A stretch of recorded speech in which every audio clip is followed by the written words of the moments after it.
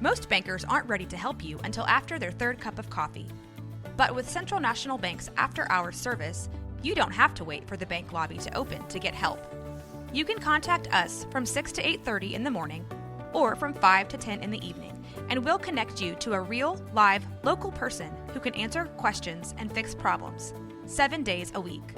Bank different. Bank Central. Central National Bank. Member FDIC.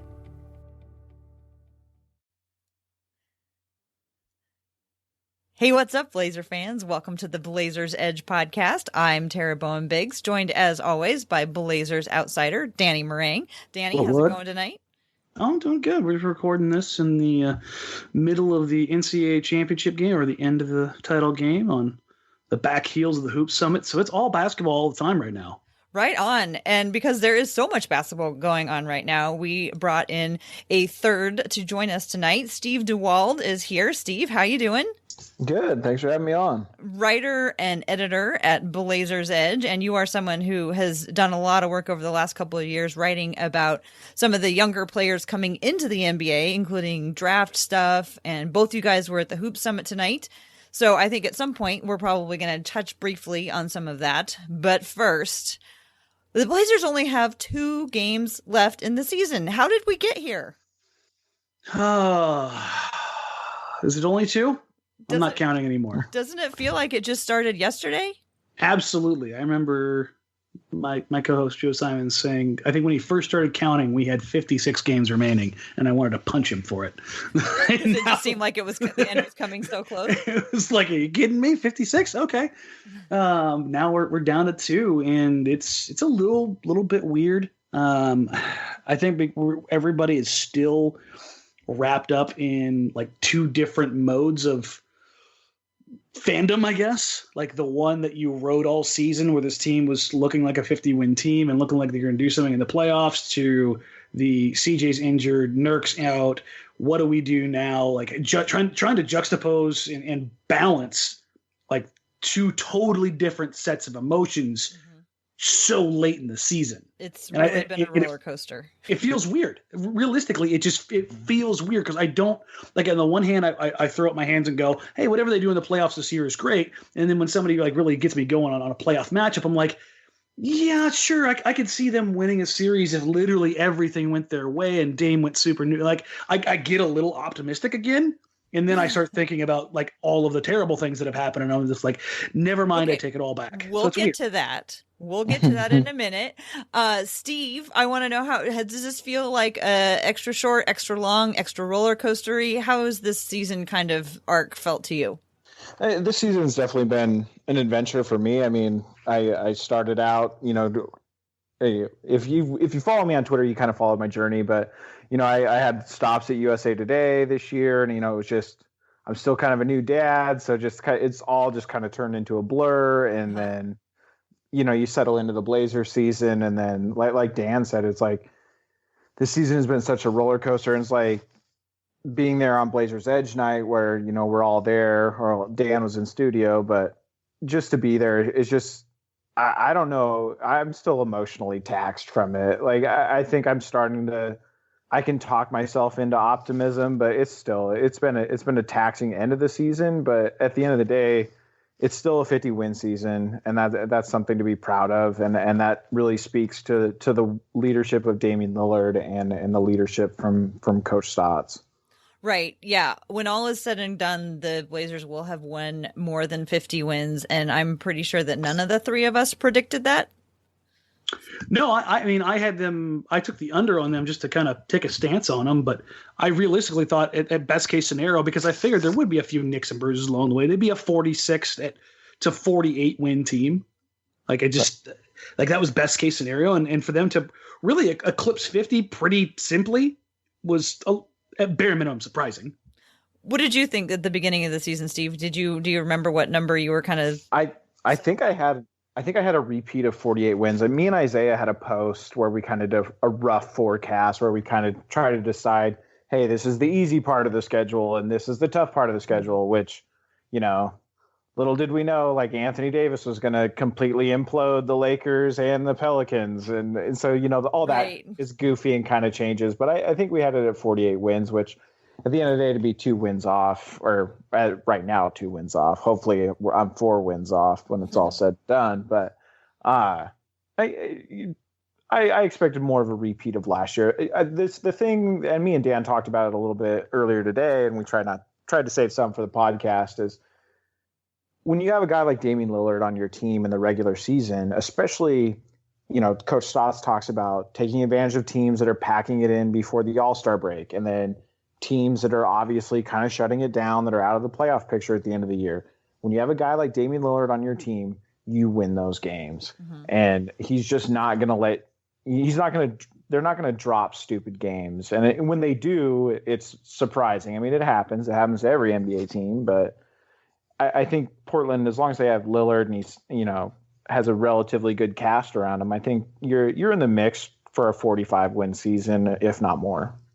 You talked about looking at the schedule kind of holistically. There were rough parts, there were easier parts. Fortunately for the Blazers, with the 2 injuries that they suffered late in the season between Nurkic and CJ McCollum, fortunately it happened in a part of the season that did lighten up. And boy, are they am I glad that if that had to happen, the Blazers did have a little bit of break in the schedule. So the last 2 games that they play are against 2 non-playoff teams, the Lakers and the Kings. And those 2 games, even though they're non-playoff teams, there's still a lot of jockeying going on. We probably don't need to break it down because things will all change on Tuesday night. Like pretty much a ton of games really important games are happening on Tuesday night. It looks like the Blazers are going to be playing most likely the Utah Jazz, but we should probably touch super briefly on the other possibilities. It looks like the other possibilities might be OKC. Is there any other chance that they would play any other team? There's a minuscule chance that they could get either the Clippers or the Spurs. Okay, so they could get, so the most likely scenario is Jazz, and then quite a ways away goes the OKC. Thunder, yep. Okay. So how do you guys want to talk about it? Should we just spend the time talking about the Jazz, or should we touch on some of the realistically the Jazz is the one we should be talking about, because at last check it was like 97% chance. Yeah. The Blazers are treating this as they're playing the Jazz. Like they're gearing up and they're game planning for the Jazz right now. Realistically, I think when the Blazers look at the schedule, if they beat the Lakers tomorrow and they go into that game knowing the 4th seed is theirs against the Kings, Damian Lillard said it last night, and this is the first time I've ever heard him say it. I'd like the rest. Wow. I could use the rest. I think that's a sign of maturity for Lillard. But I mean, realistically, old like the rest of us. Yeah, no, I think it is. It's because you have to pry him off the floor. Yeah. But if he realizes what not playing a game that really doesn't matter could mean for his body, where he can just spend the day getting treatment, he can rest. He's not, putting in a couple miles on the body. Like, that's a big, big deal. That Denver game in Denver, Dame was entirely gassed. Mm-hmm. Him getting a day off would be great, because it ends up probably being 5 days off, because if it's Blazers Jazz, that's a series nobody cares about outside of those markets, which means we'll probably see it Sunday night right in the middle of Game of Thrones. So those Denver matchups, one of the things that I think we may be able to take away from, I don't know, can we take anything away from the Denver matchups? Because I was kind of going to watch for how things change from one game to the next. But the thing that changed the most was Denver's roster. Yeah. So there's probably not a lot. But I did think that in Denver, Damian's arms looked very, very tired.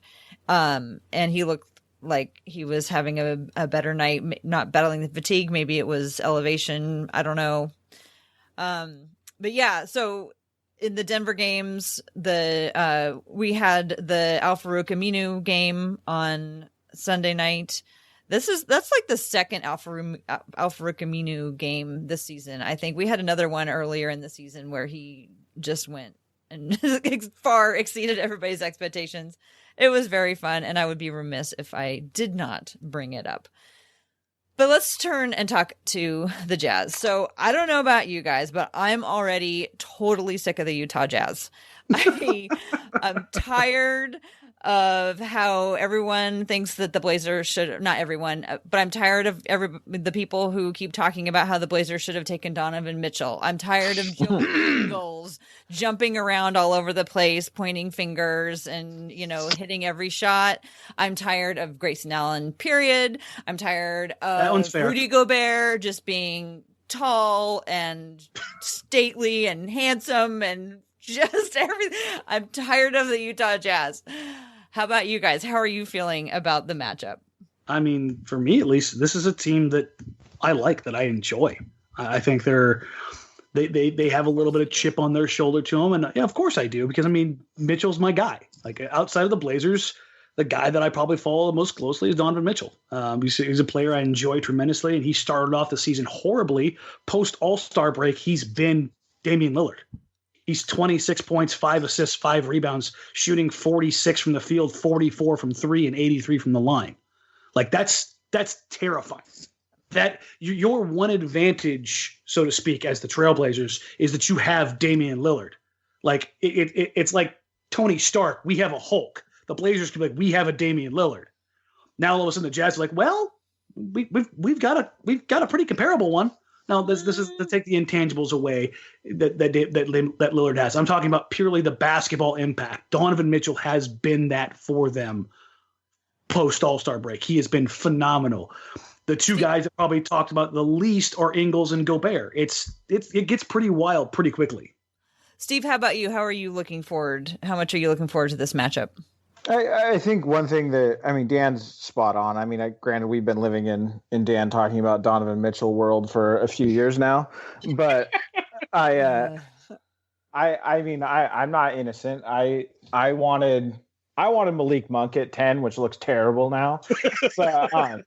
So I'm gonna just recuse myself from that conversation. But I think one thing, look, I'm grasping for positives here. You have a few redemption stories here. You have Rodney Hood, who the Jazz, cut bait on, and he went to Cleveland. You have Enes Kanter, another guy that is a Utah exile. I think those two guys will want to play well against their former team. The other thing too is, we talked about the Blazers having a relatively soft schedule to end the season. I mean, they've dealt with a lot of adversity. You have a Jazz team who, they have, Ricky Rubio, Kyle Korver, Derek Favors have been on the injury report recently, but, they're all minor injuries. Those guys are going to be fine. Have you guys looked at the teams that they played over the last 15 games? That's what I'm getting to, is they've played an incredibly soft schedule. Incredibly. They played the Phoenix Suns twice. They've played the Washington Wizards a couple times. They've played the Bulls, the Hawks, the Knicks. I mean, they've had a great record over the last, 15 games, but it's been incredibly easy. To be fair, the Blazers haven't been playing world beaters either. Well, no. But like I said, they've been dealing with a lot more adversity than the Jazz have. And the thing too, so back to reality, I think that soft schedule definitely inflates the Jazz's defensive rating, which they have the top defensive rating in the NBA post All-Star break.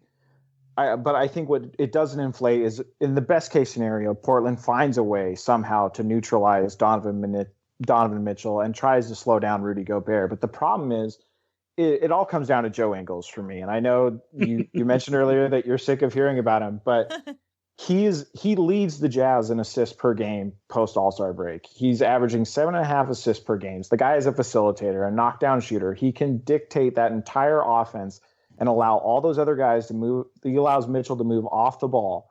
He can get in pick and rolls with Rudy Gobert. Like, there's so much he does, and he's a lockdown defender. I just don't know how Portland answers that question. Yes, you have Maurice Harkless and Al-Farouq Aminu on the wings, but you're going to need probably Harkless for one of the two perimeter guys for the Jazz. You're probably going to see those guys at least pay some attention to Donovan Mitchell. So that's the real, it all comes down to the Aussie for me. But I think, like I said, I think Kanter and Hood are X factors for Portland, because I think both those guys are playing for a contract, and both of those guys are playing revenge games against a team that, that got rid of them. So what does that look like? What does Hood playing. So lately we've seen Hood really turn it on. He took him a little while to get comfortable, but he seems to be hitting more shots. He seems to be even getting other players involved. One of the things that I've noticed over the last several games are some surprising plays that I hadn't seen before. Like we had the Hood to, was that Hood to Collins alley-oop last night? Was that Hood who had that? Dan, you remember? I can't remember. I can't remember if it was Evan or if it was Hood. Yeah, I'm struggling to remember at this point. There's been some other plays. Chief had a pick and roll the other night. I mean, he's dunking with his left hand. Their players have been doing other things. So, do you think that once the playoffs start, we're going to see the same, flare routes? Pick and roll, but with Kanter instead of Nurkic. Are we going to see the same things that the Blazers have done all year, or are we going to start seeing some new offensive sets? I guess let's talk offensively. What do you think? I mean, the sets are going to stay the same. There's just going to be wrinkles and counters and setups and fakes and things of that nature, but the offense is going to be the same. I don't know if necessarily you want to start experimenting with Chief pick and rolls in the playoffs. I saw one the other night, I swear. Yeah, no, I mean, he has moments where he's just feeling himself, and he had a right to left, a little hezzy, and then a drive-by and dunk the other night. And yeah, it's cool. He did it once in a game. I don't want to build my offense around that. Kanter's still learning the entirety of the playbook. There's a lot of things where I think they have to kind of keep it vanilla, and they'll mix in something a little spicy when they can, but because of the Nurkic injury, because we don't know how many minutes or how much consistency we'll get out of CJ, I think it's going to be bread and butter pretty much the entire time on offense. And it's a matter of, this is what we're going to do. Let's see if you can stop it. So the Blazers didn't have CJ for 10 games, and then he came back. Steve, what were your observations about how the Blazers played once CJ was back? Well, I think just seeing him get into rhythm and move off the ball is huge. I mean, he had a couple drives, and I think there was one drive where I think it was in the third quarter yesterday, where he took a lot of contact and went to the deck, and I was kind of like, I kind of just wish we'd rested him until the playoffs. but I just want to backtrack just a little bit about the offense. Yes, I think they're going to rely on a lot of the vanilla stuff they've been trying to do, but Quinn Snyder is an excellent coach. The Jazz are a great defensive team, regardless of how soft their schedule was. They're going to take away parts of Portland's offense. Oh, 100%. And this is where, I mentioned Rodney Hood, and I think for the first time in a few years, there's a guy, not Damian Lillard or CJ McCollum, that I actually feel comfortable with a guy who can catch the ball and either shoot or put the ball on the deck, find somebody else, or create his own shot off the dribble. Portland just has not had that in a wing player out of CJ and Dame in the last couple of years and in the playoffs. And that's what teams have done to the Blazers, is they dare the role players to beat them. And I think Rodney Hood is a guy offensively. He's just got to hold his own on defensively. But offensively, I think Rodney Hood is a huge X factor going into this series. And how about Seth Curry? Do you think that he also kind of could carry that X factor badge, I guess? I think there's a world where you can have Dame, CJ, and Rodney all on the court at the same time. I don't think there's a spot in the series against the Jazz where you could have Dame, CJ, and Seth all on the court. I don't want to see that. Yeah, I don't want to see it. I mean, Seth could be an X factor if he's, the safety valve, but the Jazz have the length to guard him off the dribble, and they'll be able to pay attention to him on the perimeter if he's just out there with one of Portland's two regular backcourt guards. So the thing about the Jazz is literally their entire roster, save Kyle Korver, defends. Like that's the reality of it. Like you go up and down. Like even the guys that are injured and haven't seen a ton of time, they all defend too. I mean, it's nuts. So, So what's their greatest weakness? What should Portland just really try to attack? Defensively, there really isn't one. They've got a bunch of guys on their team in Rubio and Korver and Mitchell, Crowder, Ingles. I mean, they can actually do something with and without the ball. That's what makes this team such a good team. If you're gonna try to attack them, get them out of pick and roll action with Mitchell or Gobert and Ingles, but they have a lot of counters. It's like Denver in the sense that they have a lot of talent on the team. They're very deep, and they can beat you in a lot of different ways. I think one of the things that I do like about, like Dan said, there's not a lot of weaknesses, glaring weaknesses. There's not a lot of huge strengths either outside of just their defensive competency. But what I do like is I think you're going to dare who's ever playing power forward to beat you. And that could allow Al-Farouq Aminu to do a lot of things on defense, because whether it's Derek Favors or Jay Crowder, like Crowder's having a down year shooting from outside. So it's like if he wants to take outside shots, you let him. If Jay Crowder beats you from outside, that's just the way it is. And I don't think Derek Favors has, he doesn't work on the floor with Rudy Gobert. That's something that Utah's experimented with over and over again. They just can't get it to work offensively. So I think the key will be just to find ways to let Al-Farouq Aminu be aggressive on defense, which I know that isn't Portland's system, but you might have to reach into the bag of tricks here in the first round. Snyder's a hell of a coach, and he's going to have wrinkles, and he's going to have variations, and he's going to have things up his sleeve all series long. And he's going to make in-game adjustments. He's going to fake some things.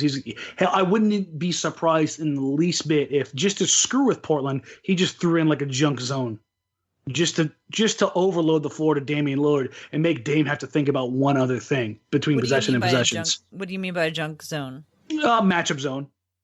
It's just a style zone you can throw out there, and you can overload the floor, because you don't really see 2 threes in this league. You can't do that in this league. Who was the team that did it to Portland not too long ago? It was Memphis. Memphis ran the matchup zone. Yeah. And it drove them nuts. Like their inability to attack it. And that's not necessarily a criticism of Portland. Nobody runs it.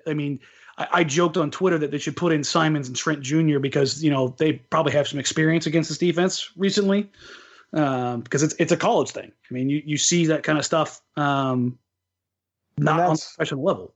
And that's just another point to where they're still integrating a guy like Kanter to where when even throwing a subtle wrinkle in like that of not completely a fleshed out defense, that just throws a wrench right into the works for a guy who's trying to learn Portland's offense against a traditional defense.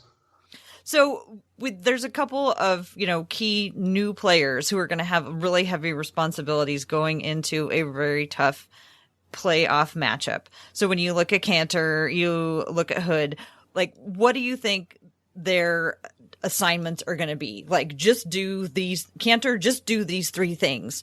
Or, Hood, just make sure you do these 3 things. What do the assignments for those guys look like? Kanter's is the one that's the most burdensome. Not only asking him to try to replace Nurkic defensively, but offensively too. And defensively is going to be the biggest problem. The thing that scares me, I think, the most about this Utah series, I know I've harped on Mitchell, but it's not just Mitchell, it's Mitchell and Gobert. Kanter, over the last couple of weeks, has looked better on defense than I think a lot of people were willing to give him credit for. He's still not great, but he's a willing worker. The problem is when you get a guy like Gobert, who's arguably the best rim runner in basketball right now, it's between him, Capella, and Jared Allen. That's difficult to deal with. But when you throw in the athleticism, the speed, the willingness to just drive down your throat in Donovan Mitchell, it puts so much pressure on you because of how explosive and athletic he is. The only other combination that you could see like this that is just that murdersome with the speed and athleticism is Westbrook and Steven Adams. And that's the biggest problem for me, is that you're going to ask Kanter to come above the free throw line to try to blow this pick and roll up. Otherwise, Portland has to do a lot of weird things. A guy like Aminu, when you're talking about making Crowder beat you, has got to overload that side of the floor and look to take angles and lanes away and help early. And what that does is that puts Portland in a rotation early into possession. And I think that's going to be a really, really difficult thing, just based on what I've seen from Kanter, not just here, but over his career. So what you're saying, I think, is with all of the pick and roll that we're expecting to see from the Utah Jazz, Kanter will have to come up to try to match up with Gobert, and then he'll also have to roll with him. Is that what you're saying? Yeah. The rule of thumb is when you come above that free throw line, when you get put in that pick and roll coverage as the big, is his hips can't get past yours. So if your hips are parallel to the baseline, the offensive player's hips can't get behind yours, because at that point you're beat. And so who do the Blazers have hanging back to cover that route all the way to the hoop when Kanter gets beat? You're hoping it's Aminu who can hope and tag. Mm-hmm. But I mean, that's why Gobert's been so good this year. We were talking before the pod. Gobert's in the 93rd percentile as the roll man.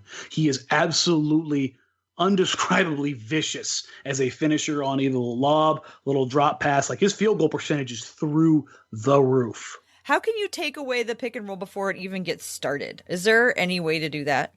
I mean, take this one, Steve. I mean, you can basically do what the Clippers did to the Blazers in what, 15 or 16. Yeah. Anyway, when they before Chris Paul was hurt, before Blake Griffin was out, I mean, what the Clippers were doing is you hedge hard off that screen, so you're coming over the top and you're just attacking the ball handler. You're trapping the ball handler, and if you're gonna push them to the sideline. Yep, yeah, and you're gonna filter them away from the center of the court. Do you double team the ball handler, or can one person do it by themselves? I mean, if you're a guy like Paul George, you can take away entire passing lanes. And this is what makes defending somebody like Jokic so damned impossible. I heard a lot of people talking about in that first match, or the last match we just had in Denver, about why don't you double team Jokic out of the 3-point line? Because, you can't, to help there and take away. It's like, when you're 7 foot tall and you're a passing savant, you can see over guys. Yeah. That's the problem with Dame and CJ sometimes in the backcourt, is you get 6'7", 6'8", 7 foot guys that come over the top to take away those passing lanes, those passing angles, the line of sight.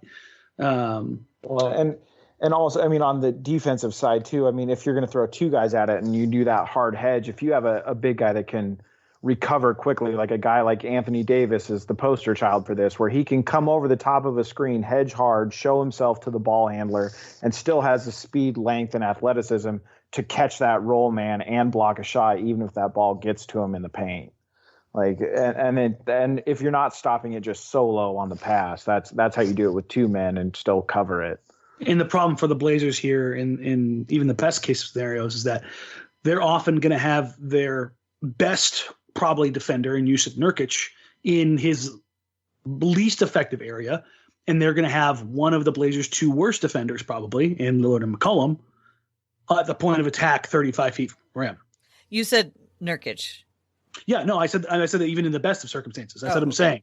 That's what I'm saying about putting Kanter in this position, is you're asking him to do something that is, I think, a little bit unfair to ask a 7 foot, 300-pound dude to cover a guy like Donovan Mitchell, who's arguably one of the most athletic people on the planet, in space with a 5-step head start.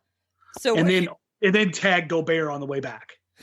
So what you're saying is Kanter's assignment is to score. Yes. Score and create second chance points. Yeah. So it's the long way around is he's probably going to get eviscerated on that end. And that's not even like a shot at him. That's just the nature of what this is probably going to end up looking like.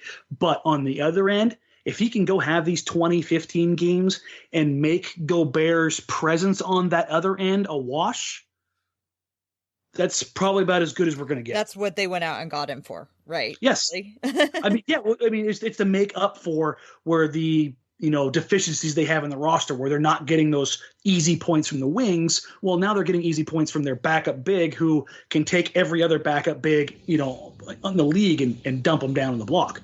So what is Kanter's assignment on offense then? I mean, obviously it's score, but how does he do it around, again, big, tall, stalwart defender, Rudy Gobert? I mean, this is where those pump fakes come in handy. Uh-huh. And Damian Lillard's got to be Johnny on the spot with the bounce passes, with the lead passes. I mean, there's a lot of things they can do. And the plays might not be drawn up for Kanter specifically. Like, what Kanter has to do is, when Lillard gets inside and Gobert goes over to block those shots, if it doesn't go in, Kanter has to get those rebounds and finish. And so you're looking at second chance points are going to be huge for the Blazers in a series against the Jazz. Okay, so turning to the other person I asked about, Steve, maybe you want to start because you talked about him a little bit earlier. What is Hood's assignment? I mean, defensively, it's probably he's probably going to see time against Donovan Mitchell, and then he's going to have to try to stay disciplined against Joe Ingles. I guess he goes. Wait, I just realized because now that CJ's back, Hood comes off the bench. Mm-hmm. Right. So, but I think I wouldn't be surprised if Portland needs offense if he's on the court when it matters. Right, and due also to his familiarity with that Jazz team. Yeah, I mean, he's basically going to be playing against the guy who kind of took his job. I mean, defensively, that's you're just looking for him to stay in front of his guy, not get out of position. Offensively, like I said, when the pressure's on Portland, on their ball handlers, it's going to be up to him to, when those possessions break down, for him to be able to create for himself and maybe find somebody in the last seconds of a shot clock on offense. But I said earlier, he's one of the only guys Portland's had in the playoffs outside of CJ and Dame who I feel comfortable with putting the ball on the floor, creating his own shot. And I just feel like good things tend to happen when he gets in his rhythm, even if it's a mid-range shot and, not necessarily an analytics friendly shot. It seems to go in for him. But Blazers have been, pretty sweet from the mid-range this year. They're getting a lot of points from there. I know, Tara, you want us to find something here that we can talk about. That there's a positive kind of look ahead towards a matchup. Testing me, that's for sure. The thing is, and I'm not saying this is some kind of defeatist mentality. I'm at the point where I expect nothing in the playoffs.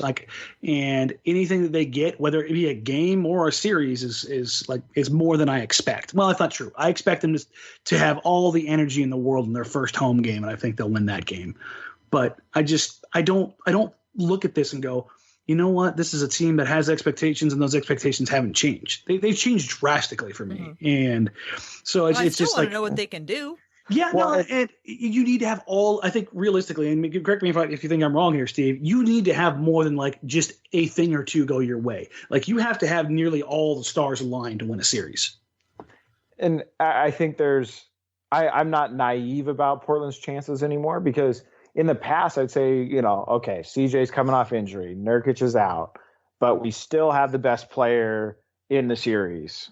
I mean, Donovan Mitchell is going to be there someday, but I still feel like it's Damian Lillard by a wide margin in this series. Mm-hmm. But the problem is I've seen what playoff defenses can do to Damian Lillard when he's the only guy. And that's what scares me. And like my point of optimism at the end of the day, yes, I can talk about Hood as a potential X factor and Kanter and Hood both having chips on their shoulders. But at the end of the day, the biggest thing working in Portland's favor is they have Damian Lillard. The Blazers have the best player in this series, this potential series. But, I still remember like it was yesterday, the Pelicans series. I mean, and then even really the first, and I mentioned earlier, the first couple games of that Clippers series, those games, they took Lillard completely out of the equation. So if they run, that was going to be kind of my last thing about what can the Blazers do, is when they double team Damian, what do the Blazers do? Because everybody should do that. I mean, you did say we do have role players who are doing more this year. And I'm not saying that things haven't changed for the Blazers, but I don't want to just write it off and say they're done, because that Damian Lillard isn't writing them off and saying that they're done. So when they throw two guys at Damian Lillard, what do the rest of the players do? I mean, you look back at the Pelican series last year, and yeah, Dame definitely would like to have some of that back as far as his own decision making and forcing shots. But I mean, nobody showed up. Nobody showed up and hit open shots when they needed them to.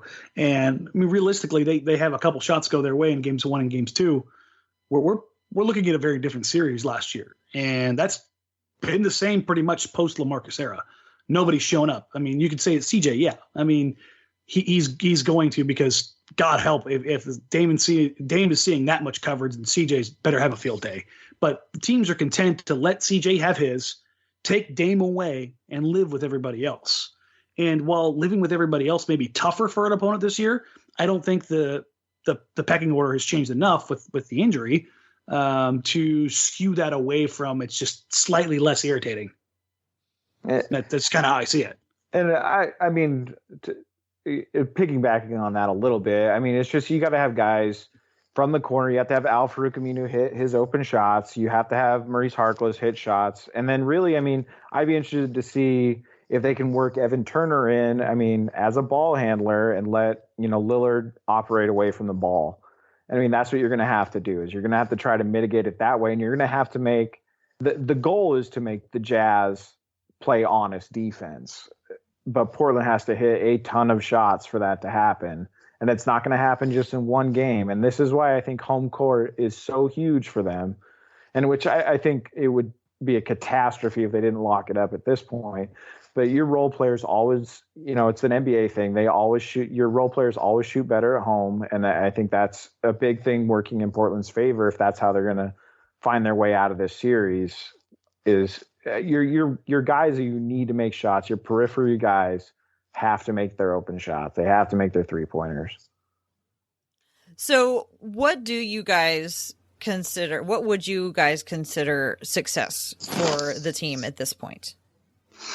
For me, it's pretty simple. Get through the playoffs healthy. Like that's realistically the bar for me is very, very low right now. So they get swept, but nobody gets injured, and you're fine with that.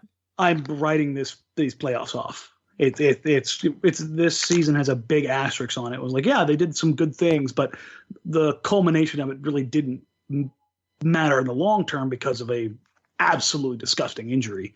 It would be vastly different for me. It would be second round or bust, bare minimum expectations. So realistically, I think they get a game, maybe even two. If they win a series against the Jazz, my first reaction was like, if somebody from the future came and told me that the Blazers beat the Jazz in the first round, I would be more inclined to believe that the Jazz lost the series than the Blazers won it. Just as things currently sit. And I know a bunch of people are probably, oh my God, are you kidding me? Give the Blazers their credit.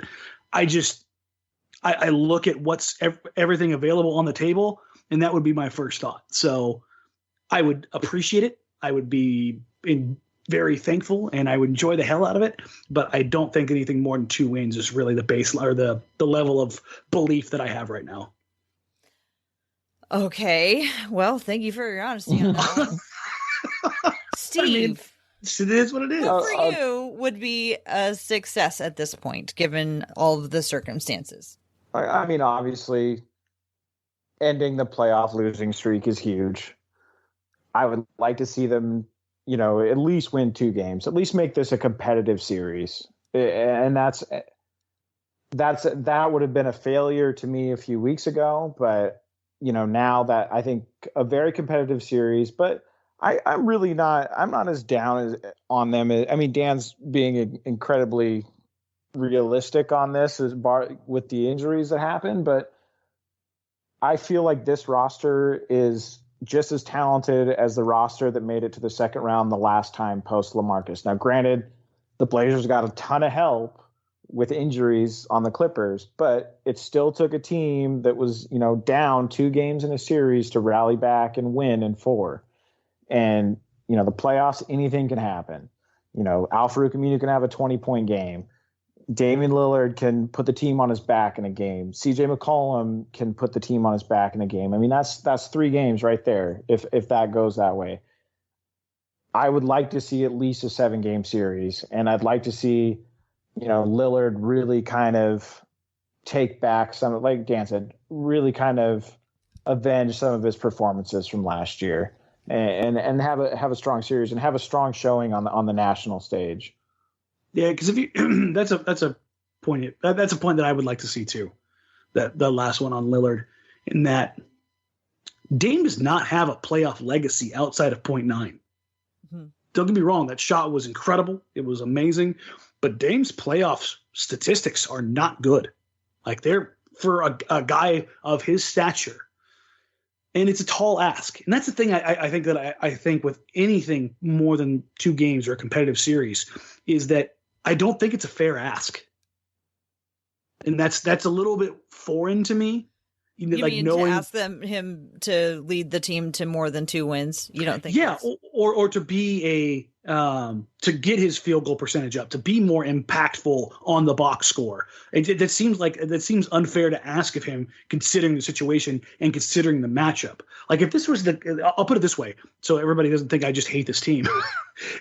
If this was a matchup against the Clippers, I would be much more inclined to say that the Blazers have a chance, because I think I see a pathway to success against a team that's not going to murder you with the one thing that is most exposed right now, which is the pick and roll and attacking the rim. But with Utah, they're designed to eat you alive at the rim, put you in pick and rolls, and make your defense rotate. So I think it's too much to ask in this particular matchup to be anything more than what they currently are. Like, I'm not asking for like a Disney, Hallmark ending. Just compete. Disney and Hallmark like those are a bad thing, Dan. No, I'm saying that like they're not. This isn't that though. I'm not asking for that. I'm asking for them to get through it healthy and to compete, which is weird for me. It's a foreign thing for me because we've talked about this on the podcast plenty of times before. The difference between win or nothing and just enjoying the ride. Like, this is the first time in a very, very long time that I'm just team enjoy the ride. You're just going to enjoy this ride. I'm going to hold you to that, and I'm going to ask you how that goes in a few more weeks. I don't know. In my opinion, so the Blazers are not as good a team as they were a month ago, but I think they were a better team than they were last year at this time. So I think that's fair. I'm not ready to write them off yet. I don't think that. Is there a point to what you could really get to where you would, though, realistically, right, where you would write them off? Well, if they hadn't. Let's not know. We're not going here. This is too dark. Why are you laughing at me? It's the darkest timeline. Steve knew exactly where I was going with it. Dude, Tara, you would never give up on this team. I don't ever want to hear it. That's like someone telling me the truth about Santa Claus. Of course I wouldn't give up on this team, but you guys, I'm realistic. Somebody asked me the other day, they were afraid to talk about the fact that Al-Farouq Aminu might not return to the team. I couldn't handle it or something. So it's not like I am unrealistic about this. I'm just relentlessly optimistic. And I'm just letting myself. I mean, obviously, I know you would judge the team by what's out there, and so I'm not saying that you're just going to be optimism all the time. What I'm saying is, I don't want to go any darker than we have already gone. so okay. that's what I'm saying. Don't want to go any darker than we've already gone. What do you guys think about Damian Lillard getting a warning for flopping? Okay. That was so ridiculous. Okay, so I have to say this. I was watching the control room and I lost my mind at first look. I thought Mason was pissed off at the ref for all the wrong reasons, and I had to quickly apologize to everybody I scared the living crap out of in the control room and to Mason. What are you talking about? You were mad about what? I thought Mason was mad that he got caught pushing Damian Lillard, because I'd watched it live in the corner of my eye, and I saw Mace put his 2 hands on him. So in my mind, the assumption was that he gave him an actual push. So you thought Mason really gave him a big old shove? Yeah. So I lost it, because I'm like, "What are you doing? How dare you?" And then we queued it up in the control room and watched it back, and I went, "Oh, he didn't touch him." I think he touched him. Yeah, but I think Dame sold. We're also shot. we're gonna need to find the guy on the grassy knoll, because that sniper clipped Dame on the back of the leg real hard. And I'm surprised, because I've definitely seen worse this season. Yeah. And, which is funny, because this leads me to believe, I have no evidence of this, but with the way Dame has been with the officials over the last couple weeks and seeing his free throw numbers go down, I'm tinfoil hat is on tight. The Blazers probably sent quite a few clips of Damian Lillard being fouled to the league ref office. And teams do this all the time, by the way, so this isn't just the Blazers. But I have a reeling suspicion that was probably the case, and this was the league office letting them know we've been getting your film. So you think the Blazers have been sending clips of Damian Lillard getting fouled and it not getting called to the refs, and the refs are, reacting similar to the way they reacted to Kevin Durant and absolutely and Steph Curry the other night, just for like, no, we're not going to have it. I don't know. During the game in Denver, a friend of mine texted me who was at the game watching it, and she was like, does Dame always argue and complain this much? And I said, Damian advocates for himself. I mean, he really does. But the refs don't. I always thought the refs didn't really get frustrated with him. They just let him do his thing, and then they just like moved on. But maybe you are onto something. I don't know, Steve. What do you think? Well, I think with in reaction to Dame on that game that you were at in Denver, it's something that Doris Burke brought up on the telecast is when Dame reacts to a bad call, it's not this. Yes, he's going to say, I disagree with your call. This is why. And yes, he might get animated, but the demonstrative acts, the signs of frustration are never directed at the referee, where it's like, that's what you're seeing going on in Golden State. And she said, and Doris said, this is refreshing to see, yes, he's frustrated with the call, but when he's, there was one where he clutched his head and then he, throws his arms out in disgust. And it's completely directed away from the referees. Whereas, we're seeing some other stars around the league do that directly into the face of a referee.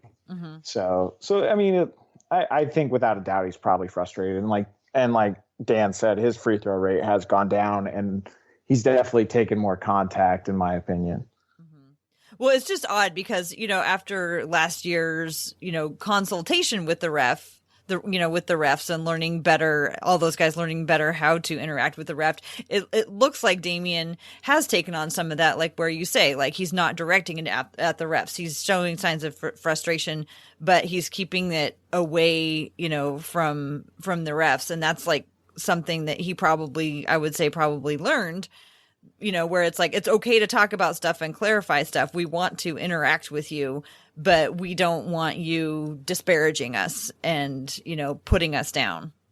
I was just thinking that he, isn't he the team captain too? So he's the one who's supposed to go talk to him the most anyway. Yeah, it is. And I've talked about this a lot on Outsiders the last couple of weeks, because it's gotten kind of out of control, but I fully expect something pretty nasty to occur between the players and refs in the playoffs. Like even more impactful so than what we saw in the Warriors game. I think we're going to see something where, like, it's not work stoppage threat level bad, but I think it's going to be pretty nasty coming in the offseason as far as the relationship between the players and the refs go. I hope not, but it's been toxic lately. I mean, we already feel like we're already at a boiling point, and like the pressure's only going to get more intense as the playoffs come. And I mean, you're talking about a Warriors team. I mean, I don't know. It sounds like I'm picking on the Warriors. I mean, there's other teams that do this. Go ahead and pick on the Warriors. But they're a team that's going to be doing more likely than not participating in a very deep playoff run for a long time. And these guys are not having as much fun as they were having a few years ago. And I think the frustration and the boiling point, and it could really get ugly. Well, we shall see. Before we wrap it up, you guys were just at the Nike Hoop Summit practice today. Any youngsters or high school players that Portland fans who might attend the game should keep their eyes on? Steve, I know you got a couple. Well, there's a couple guards in this. So we watched the World Team practice this afternoon. We watched Team USA later this week. Excellent guard play this year, which always makes these showcase games so much better because you get everybody involved when you have good guards. So on the World Team, you have Nico Mannion, who is from Italian descent. He's committed to Arizona. And then you have Josh Green, who went to IMG Academy, where Anthony Simons went. Anthony Simons was in the post-grad program. Josh Green was actually in in the high school program there. Two really good guards. Both are going to Arizona. Super exciting. And then it's unreal how big some of these guys are. It's at their age. Like, it wasn't uncommon to see really tall guys before, but like these guys, there's a couple guys in this that are going to participate in this that are, 7 feet tall and 250 pounds. Like, they're grown men. Oh, they're bigger than that. Athletes. Yeah. Kofi Cockburn is going to register at 6'11", 300 pounds. Yeah. And there's not a doubt in my mind. And he is a grown ass man. And it's not a soft 300 either. Like, no, he is cut. He is one of the biggest kids I have ever seen. And you could watch these high school kids compared to him. They had never been screened by a man like this in their entire lives. They did not know what to do with him. He is going to be a wrecking crew at the University of Illinois, my son's alma mater. So, and then across from him in this showcase, I mean, you have another guy, Vernon Carey Jr., whose dad had a long NBA or NFL career as an offensive lineman. And Vernon Carey, Steve, with my Miami Dolphins. Thank you for bringing that up. Who are her openly tanking this year, soon to be this year. But he's a monster. He looks like he could be an offensive lineman himself. He participated in the Les Schwab Invitational, for anybody who went out and saw that. He's an excellent center on the offensive end. He's still got to do a little bit of work on the defensive end, but he's going to Duke next year. He's their big new freshman coming there, both literally and figuratively. So there's plenty to watch for, but the guard play should be excellent. And then most importantly of all, close to everybody's heart in Portland is Cole Anthony is going to be the point guard for the Team USA team. He's Greg Anthony's. Yeah, it's Greg Anthony's son. He was born in Portland. He is uncommitted, and the Ducks are one of the finalists for his services next year. So if you're an Oregon fan, I would definitely recommend going and cheering. It's something that these guys definitely recognize. It's something that Bull talked about last year. He could feel the Oregon fans in the crowd, and he definitely got the warmest reception of any player that was participating last year. Good to know. As a Duck, I will keep that in mind.